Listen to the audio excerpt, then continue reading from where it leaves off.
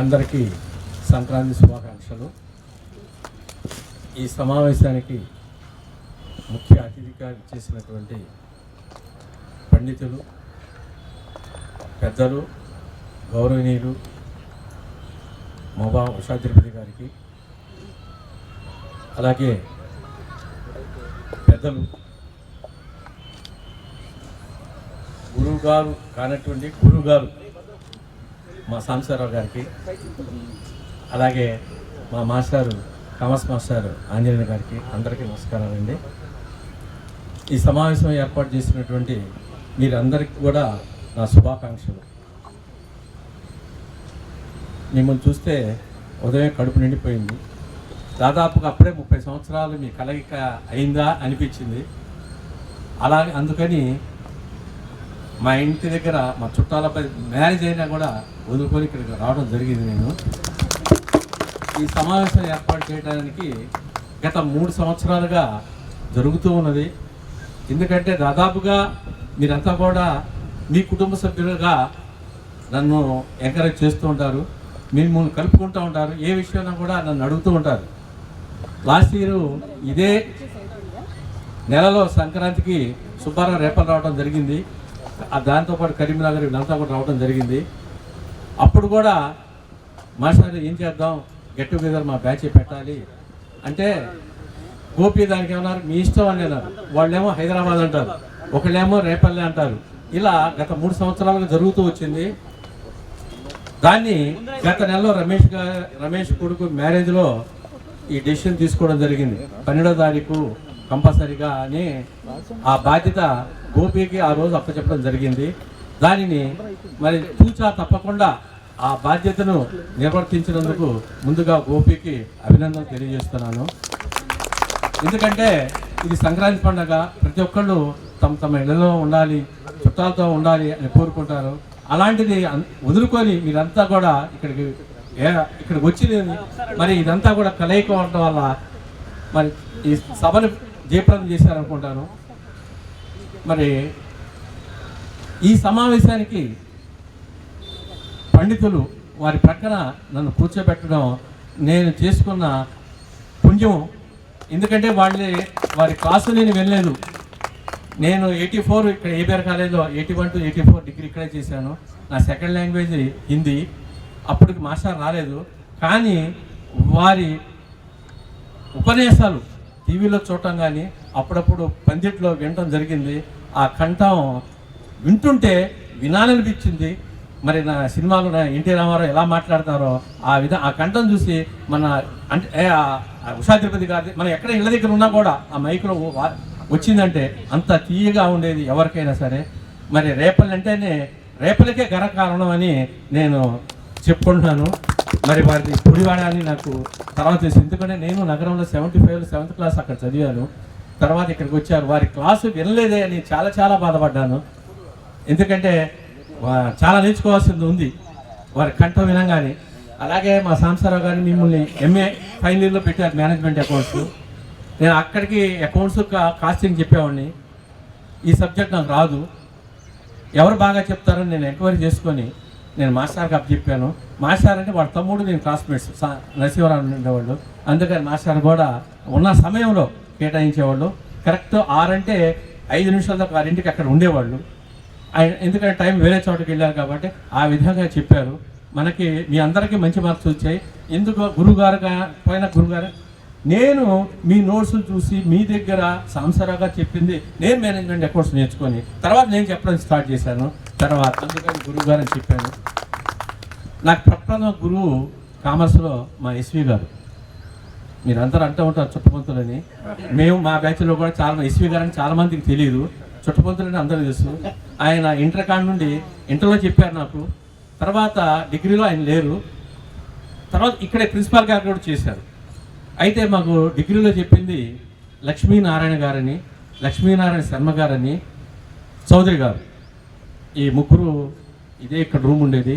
అక్కడ ఈ 3 సంవత్సరాల్లో మా ప్రిన్సిపాల్ గారిని చూడటం నేను 3 సార్లే. మేమంతా మా క్లాస్ అన్నారు. ఎందుకంటే ఇక్కడ మా క్లాస్ రూమ్ 7:30 నుండి 12:30 వరకు జరిగేది. ప్రిన్సిపాల్ గారు ఆఫీసు అక్కడ పార్క్ వెనకాల ఉండేది. అక్కడ ఉండేవాళ్ళు ప్రిన్సిపాల్ గారు ధర్మారావు గారు. ఏ బ్యాచ్ అండి మీది?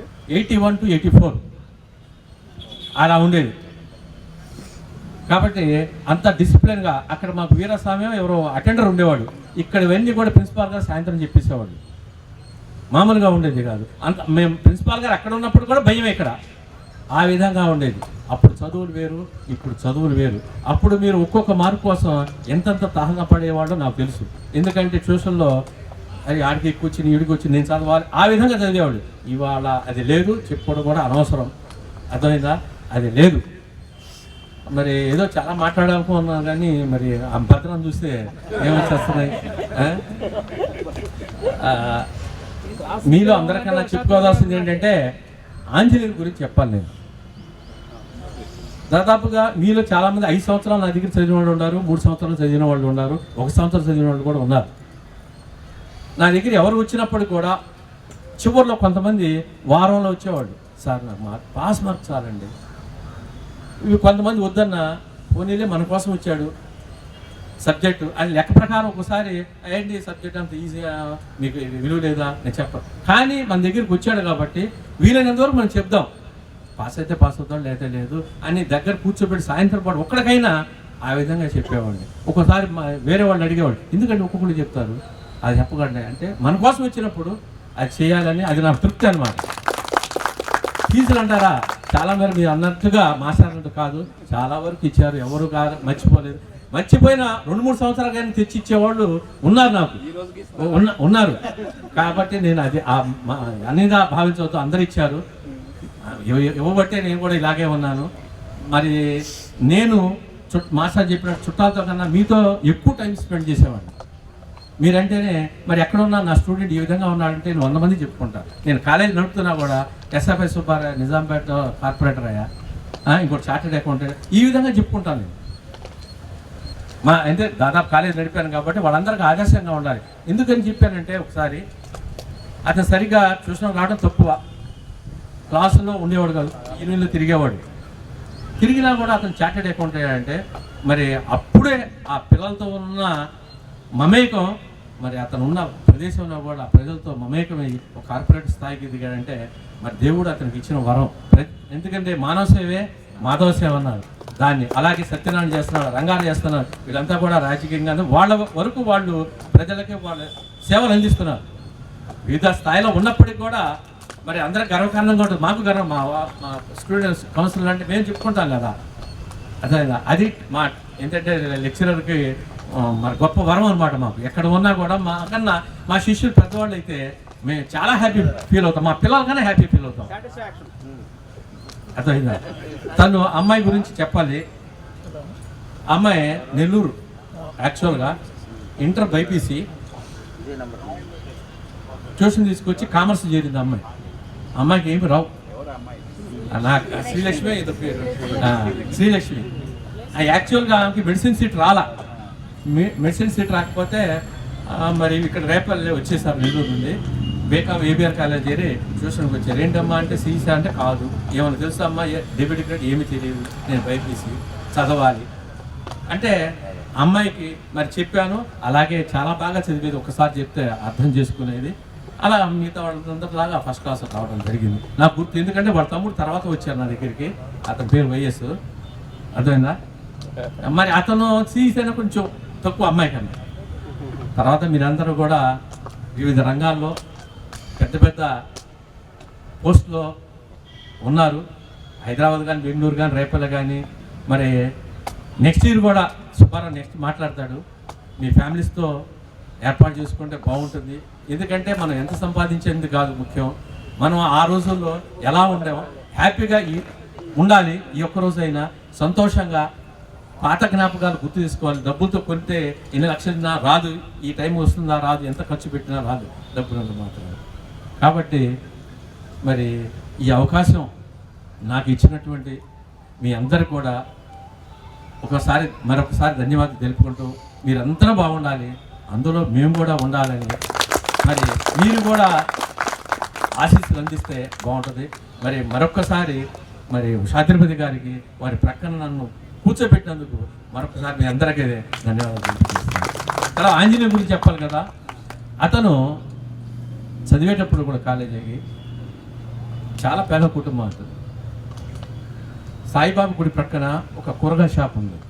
దాంట్లో అతను ఆ కూరగాయలన్నిటి కూడా బాగా నీట్గా పెట్టి అక్కడ కౌంటర్ కూర్చునేవాడు కాదు, ఉంచోటమే. అప్పుడు మనకు ట్యూషన్ రావడం మన పుస్తకాలు అక్కడే పెడేస్తాడు. అతనికి తిండి కూడా ఆ ఓనరే పెట్టేవాడు. తర్వాత చెప్పాడు నాకు ఆంజనేయ. అలా వచ్చి ఫైనల్లో మేనేజ్మెంట్ అకౌంట్స్లో 100కి 100 వచ్చినాయి ఆంజనేయకి. తర్వాత అప్పుడు ఏదైతే చేస్తున్నాడో ఇప్పుడు కూడా అదే చేస్తున్నాడు. అయినా వాడు 2 పిల్లల్ని ఎలా చదివించాడంటే, త్రిపుల్ కొట్టింది అబ్బాయి బీటెక్ చేసి ఇవాడు ఎంఎస్ చేస్తున్నాడు. అది కూడా అయిపోయింది, అమ్మాయి జాబ్ చేస్తున్నాడు. అతను అంత కష్టజీవి. నేను చాలా గర్వపడతాను మన ఆంజనేయుని చూసి. ఈ రోజు కూడా అతను గర్వం లేదు. నేను రోజు ఎక్కడ చేస్తూ ఉంటాను, కానీ అతని హార్డ్ వర్క్కి హ్యాట్స్ ఆఫ్. అదే ఇంకా మీ పేర్లు తర్వాత మాకు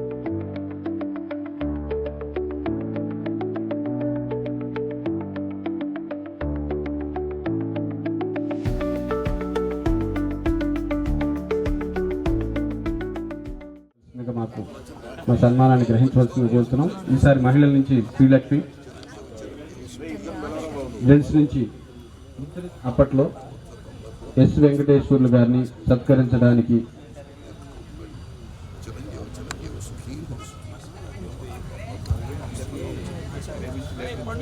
ఇప్పుడు ఇంతకుముందు ఉషాధిపతి గారి సన్మానంలో పాల్గొన్న వాళ్ళంతా దయచేసి ఆశీర్వదించండి, గందరగోళం లేకుండా కూర్చోండి.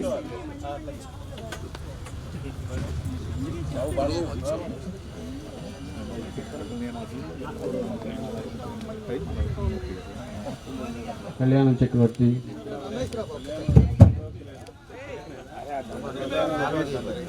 Ramesh,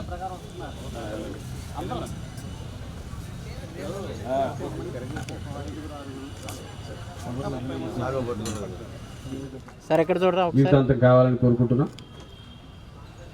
okay sir, thank you.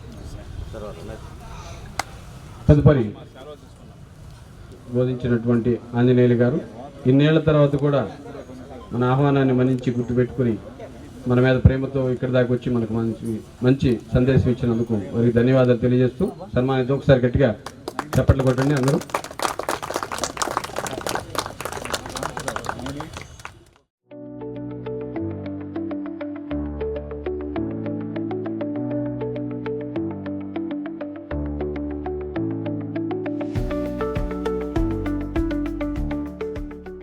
దండ పై కనబడేలాగా ఉంచండి. నేను కూడా జాయిన్ అవుతాను. ఫోన్ పెట్టుకోవాలి, జాయిన్ అవుతాడు.